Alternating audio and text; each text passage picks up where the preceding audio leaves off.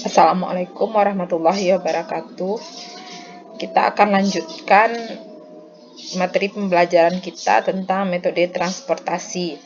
Nah, kemarin sudah kita ketahui bagaimana cara menyelesaikan masalah transportasi dengan mengetahui initial feasible solution atau basic feasible solution.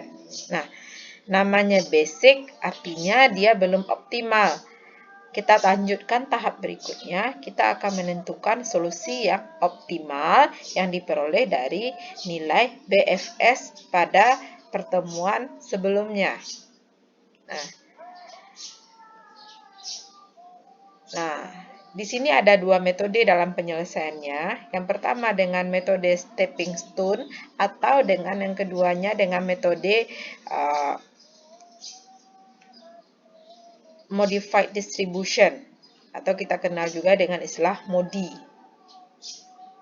Nah, kalau kita lihat soal kita yang kemarin, kita mendapatkan BFS atau solusi awal atau initial feasible solution itu dengan memilih metode minimum cost karena ini merupakan hasil yang memberikan total ongkos transportasi yang paling terkecil. Nah, kita masuk ke metode optimumnya. Bagaimana kita mencari solusi optimum dengan BFS yang telah kita ketahui? Nah, cara pengerjaannya adalah yang pertama, kita coba untuk mencari sel yang kosong. Artinya, ini sel yang tidak dialokasikan. Nah, kemudian kita membentuk satu lintasan tertutup atau closed path. Nah, kita langsung saja ke pengerjaannya. Yang pertama, ini adalah solusi optimal dari minimum cost. Ya, bukan minimal ya, basic feasible solution dari minimum cost yang terpilih dengan ongkos terkecil. Nah, kalau kita lihat sel kosong itu ada pada 1A, 2A, 2B, dan 3C. Ini sel yang akan menjadi perhatian kita. Nah, kita akan membentuk lintasan tertutup. Kalau kita perhatikan 1A, nah, lihat ya, metodenya kita harus membentuk satu lintasan tertutup. Arah dari panah itu arahkan ke sel yang memiliki nilai stun atau ada alokasinya. Ya, ada stunnya di sini sudah dialokasikan 25, maka arahkan panahnya ke sisi kanan. Kalau seandainya kita arahkan ke bawah, apakah boleh? Boleh, tapi tidak ke 7 ini. Tidak ke sel 2A, tapi arahkan dia ke 3A. Karena di sini ada nilai stunnya. Ya. Selanjutnya, kalau kita arahkan dia ke arah kanan ke nilai 1B, kemudian kita cari lintasan berikutnya. Lintasan berikutnya, apakah boleh kita teruskan ke kanan? Ya, boleh saja sebenarnya kalau kita teruskan ke kanan, namun tentu ada lintasan di sini yang akan kena nanti, kena di 25. Maka solusinya hanya kita teruskan ke bawah. Kita teruskan ke bawah. Nah, kenapa tidak ke sel 2B di sini? Karena dia tidak ada stun. Kita pilih yang ada stunnya, yaitu sel 3A. Nah, kita alokasikan ke 3A. Nah, kemudian kita alokasikan ke arah kirinya, ke 3A. Agar dia membentuk nanti lintasan tertutup. Baru kita alokasikan nanti ke A. Nah, ini persoalan tandanya. persoalan tanda, jika kamu perhatikan di sini, ada tanda positif, negatif, positif, negatif. Nah, tanda ini sudah menjadi ketetapan. Di sel pertama itu tandanya positif. Menuju sel yang ada stunnya itu negatif. Lalu positif lagi, negatif lagi. Terakhir positif. Jadi dia jumlah antara positif dan negatifnya ini harus seimbang. Itu yang saya bilang tadi. Jika 1A ini kita bergerak ke kanannya, apakah boleh? Boleh saja, tapi kita terhalang dengan tanda. Karena di sini positif, ini negatif, ini positif. Tentu nanti kalau kita bentuk dia seperti loop, dia tidak akan bertemu jumlah positif dan negatifnya sama banyak. Nah, tanda positif dan tanda negatif itu harus sama banyak. Kalau kita lihat, berapa nilai cos-nya? A itu positif ya, 1A itu positif, plus 6. Kemudian 1B itu negatif, itu min 8. Cos-nya ya. Kemudian kita masuk ke yang berikutnya, 3B itu nilainya plus 5. Kemudian kita masuk ke 3A itu nilainya min 4. Dia min ya, min 4. Kemudian kembali lagi ke atas. Nah, ini kalau kita hitung, jumlah lintasan tertutup, biayanya itu adalah min 1. Berarti kita selesai untuk sel kosong 1A. Kita akan lanjutkan ke berikutnya, sel kosong 2A. Nah, kamu perhatikan di sini. Kalau kamu arahkan panah ke atas, ini tidak bisa karena tidak ada stun. Kamu arahkan ke bawah, apakah boleh? Boleh saja. Kamu arahkan ke kanan, apakah boleh?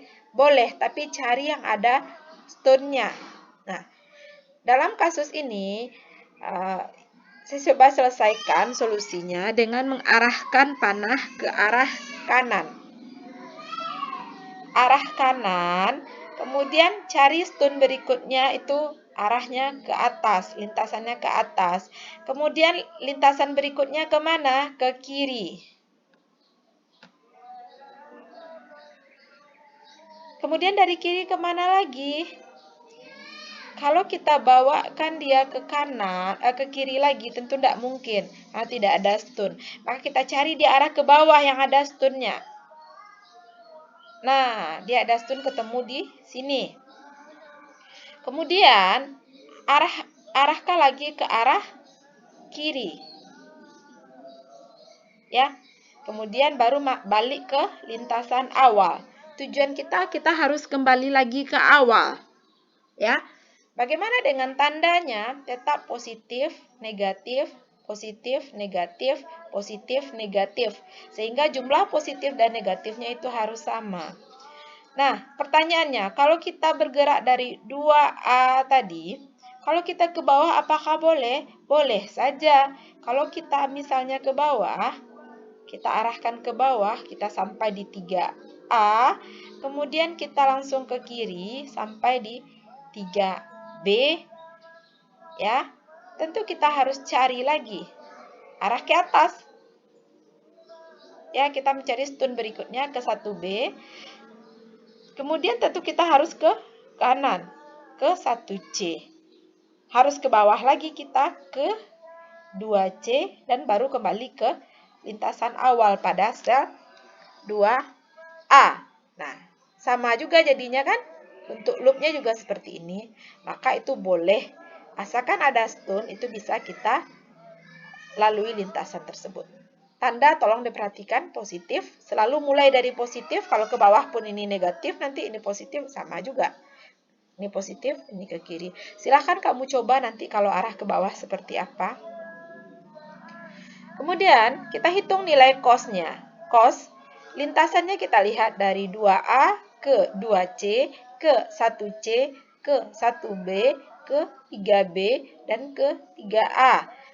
Cos-nya tinggal ngikutin tandanya saja. Positif, negatif, positif, negatif, positif, negatif. sama dengan min 1. Oke. Berarti sel 02A sudah selesai kita evaluasi. Kita masuk ke tahap berikutnya. Sel 02B. 2B. Di mana stone? Ke kiri apakah ada stone-nya? Tidak. Ke kanan ada stone-nya? Ada. Ke bawah apakah ada stone-nya? Ada. Tapi nanti jika kita alokasikan dia ke bawah, kita harus mikir. Nanti baliknya kemana? Karena dia akan bentuk lintasan tertutup. Maka yang paling efektif kita ke arah kanan. Stone ketemu, kemudian arahkan ke atas, stone-nya juga ketemu. Arahkan ke kiri, stone-nya juga ketemu. Dan arahkan lagi ke bawah sehingga dia kembali ke sel awal. Tanda juga seperti itu. 2B ya. Nah, di sini tandanya ini positif ya, positif, negatif, positif, negatif, positif. Ada kesalahan dalam pembuatan tanda di sini. Nanti tolong kamu perbaiki saja. Ini harusnya positif ya, kita bergerak dari sini. Tentu positif. Sel 2B-nya itu positif, negatif, positif, negatif. Perbaiki saja tandanya, tapi di bawah nggak salah kok saya bikinnya. Tetap positif, negatif, positif, negatif. Sehingga dapat ongkosnya adalah plus 2. Artinya untuk sel 2B juga selesai. Tadi ada 4 sel kosong ya, sekarang sel 3C. Kalau diperhatikan, sel 3C itu ke arah mana bisa kita arahkan panahnya? Ke arah kiri bisa, ke arah atas bisa. Boleh saja mana-mana arah yang disuka asal ketemu stone dan membentuk loopnya, lintasan tertutupnya. Nah, dalam kasus ini, saya coba arahkan ke atas. Saya coba arahkan ke atas ke sel 1C. Kemudian arah ke kiri 1B, terus ke bawah 3B, dan kembali lagi ke sel 3C. Tandanya bagaimana? Tetap positif, negatif, positif, negatif. Ambil cos-nya. Nah, ini ya, sama dengan plus 5. Baik ya. Nah, itu adalah solusi sel kosong yang telah kita evaluasi ya. Nah, selanjutnya apa yang harus kita lakukan? Nah, kalau kita lihat, ini adalah sel kosong tadi ya.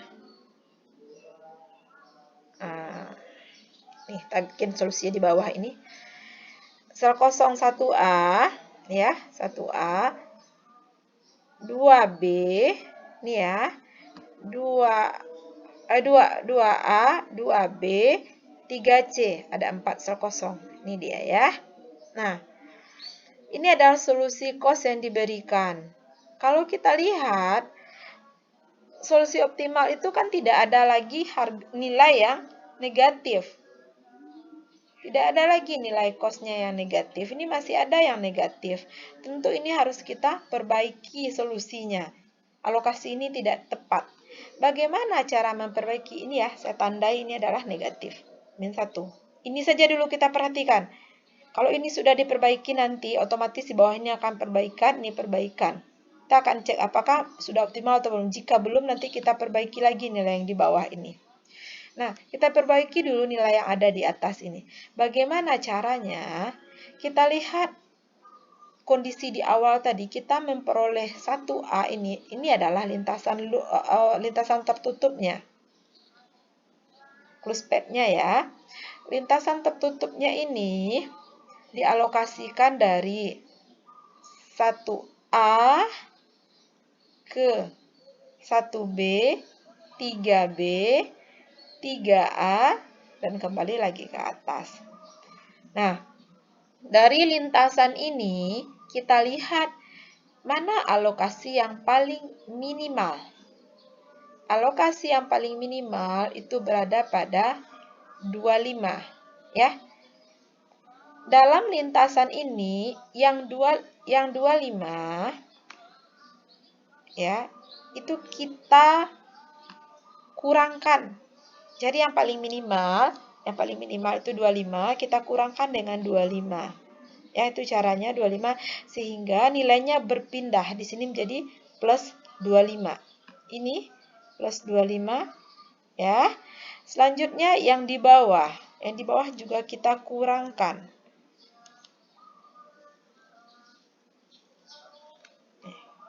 Kurangkan dengan 25.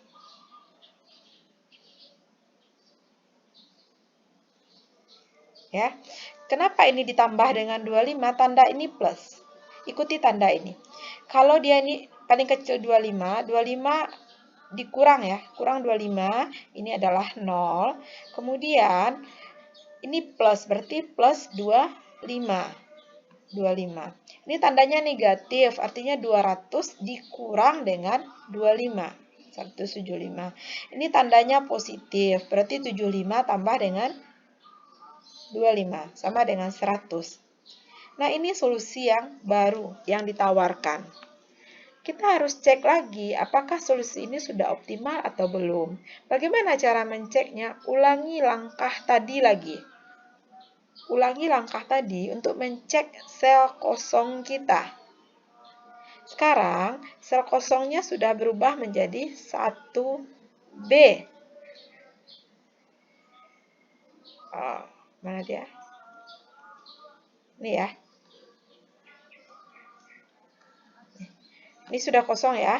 Sekarang yang kosong berikutnya mana lagi? Yang kosong berikutnya adalah 2A. Ini kosong ya. 2A. 1B sudah diselesaikan tadi ya. Sekarang 2A.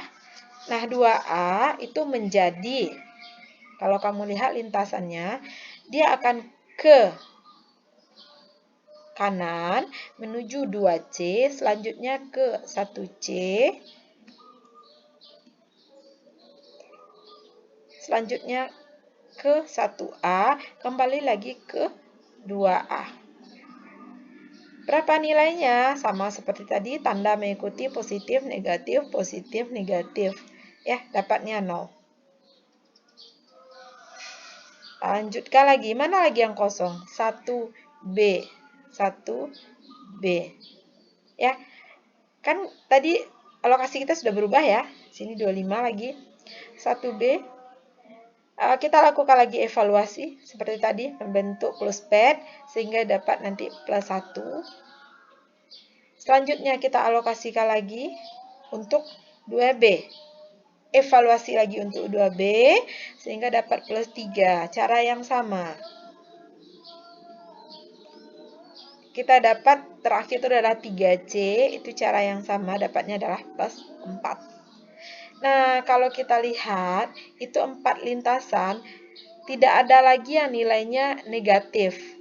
Ya, semuanya sudah positif, artinya solusi yang kita berikan tadi sudah optimal. Mana solusi yang sudah kita berikan tadi optimal? Tentu setelah kita rubah. Nah, ini solusi optimalnya. Nih, ini sudah kita pindahkan ke sini agar dia optimal. Berarti inilah solusinya optimal. Sudah kita cek tadi, tidak ada lagi nilai yang negatif. Artinya, ini sudah alokasi 1A itu 25, alokasi 3A itu adalah 175, alokasi 3B itu adalah 100. Nah, mana solusinya? Nih. Ini adalah solusinya. 1A itu 25, X2C itu 175, dan 3A itu adalah 175. Nah, kita masukkan ke fungsi tujuan sehingga kita dapat nilai Z-nya 4525. Oke, silakan kamu cobakan lagi untuk lintasan yang berbeda. Seperti yang saya bilang tadi, dia tidak harus ke kiri atau ke kiri saja, atau ke kanan saja, atau ke bawah saja. Boleh mana-mana arah asal dia ada stone-nya. Nah, itu metode stepping stone. Sekarang kita masuk ke metode modified distribution atau yang kita kenal dengan MODI. Bagaimana pula dengan modi ini? Nah, sebenarnya modi ini masih menggunakan lintasan yang hampir sama dengan stepping stone. Nah, cuma di sini kita lebih menggunakan adanya satu kolom ataupun baris sebagai pembantu kita nantinya agar mudah dalam menyelesaikan. Selanjutnya, lakukan alokasi. Kita langsung aja ke contoh soalnya. Nah, ini adalah solusi optimal dari metode least cost yang telah kita peroleh. Selanjutnya, kita tambahkan satu kolom, satu baris di atas ya, kita beri nama VJ. Dan kita tambahkan satu kolom pada bagian kiri dengan nama UI. Ya, tentu di bawahnya U1, U2, U3, begitu juga dengan VJ mengikuti jenis pasokan VA, VB, VC. Nah, ini solusinya. Kita lihat, coba kamu lihat nilai yang sudah dialokasikan. Sel yang sudah dialokasikan itu ada 1B, 1C, 2A, 3B, 3A. Ya. Sekarang kita lihat 1B. 1B itu kalau kita masukkan kolom dan baris pembantu tadi sama dengan U1 tambah VB. Nilainya sama dengan 8. Selanjutnya, X1C. 1C, ini ya, 1C itu sama dengan U1 ditambah dengan VC. Nilainya berapa? Itu yang sama dengan 10. Nah, di sini kalau kita lihat, kita punya 5 persamaan dengan 6 variabel yang tidak diketahui. Di sini kita asumsikan, jika U1 sama dengan 0. Kenapa harus seperti ini? Ya, salah satu tahapan metodenya seperti ini. Kita harus alokasikan salah satu variabelnya 0. Kalau sudah dapat U1 0, nilai-nilai ini bisa kamu hitung. VB-nya jadi 8, VC-nya jadi 10, U3 sama dengan min 3, kalau VB sudah dapat 8, tentu U3-nya min 3. Nah, ini yang dapat kita ketahui. Setelah ini kita ketahui, kita masukkan angkanya pada kolom dan baris tadi. Ya, kita coba masukkan lagi. Nah, selanjutnya, kita lakukan evaluasi. Kalau tadi concern kita pada sel yang telah dialokasikan. Evaluasi yang kita lakukan adalah evaluasilah sel yang belum dialokasikan. Berarti dalam kasus ini saya skip ya. Nih, langsung ke sini. Dalam kasus ini yang kita perhatikan adalah X1A, X2A, X2B, X3C. Sel kosong ya. Yang dihitung adalah nilai K-nya. K1A. Bagaimana cara K1A? Itu rumusnya menggunakan ini rumus umumnya. C1A kurang U1 kurang VA. C1A itu nilainya 6. Boleh kamu lihat tabel sebelumnya. U1 itu 0, VA-nya itu min 7. Lakukan semua untuk semua sel kosong. Dah, setelah kita lakukan, kita lihat di sini. Apakah semua nilainya sudah positif? Ternyata belum. Masih ada nilai negatif, artinya belum optimal. Apa langkah kita? Kita usahakan dia optimal. Ini nilai masih negatif, ini masih negatif. Perbaiki dulu yang X1A ini. Nanti min 1 ini akan mengikut sama seperti stepping stone sebelumnya. Itu ya, min 1. Nah, ini ketika kita menghitung pada metode stepping stone itu, ada 1A, itu kan lintasannya ke kanan ya, tadi kita ambil. Sekarang artinya kita harus mengurangi, prinsip yang sama. Yang 1B itu dikurang 25, 1A itu plus 25, ini dikurang 25, ini plus 25. Seperti yang pengerjaan yang tadi? Oke, gitu ya. Nah, ini sudah kita perbaiki. Kalau sudah kita perbaiki, kita lakukan hal yang sama. Ya, kita lakukan hal yang sama. Kita kosongkan lagi nilainya. Ini yang tadi nilainya sudah dapat ya. Nih, kita kosongkan lagi. Kita udah dapat solusi baru nih, kita kosongkan lagi. Hal yang sama kita cari juga. Oh, itu udah dapat ya. Nih, kita kosongkan lagi.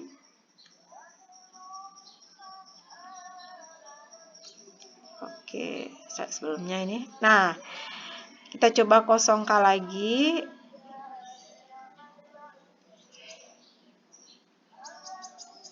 Nih ya, kita cari lagi. Ini kita kosongkan ya. Ini kan kita dapat solusinya tadi. Dan kita pindahkan ke sini 25 ya. Kita kosongkan lagi. Setelah kita kosong, kita carikan lagi nilai persamaan barunya. Kita punya 5 persamaan dengan 6 variabel. Kemudian kita asumsikan lagi U1-nya sama dengan 0. Setelah kita asumsikan semuanya, kita dapat nilai VA, VC, U2, U3, dan VB-nya masing-masing. Hal yang sama, kita masukkan lagi nilainya ke dalam baris dan kolom yang baru tadi.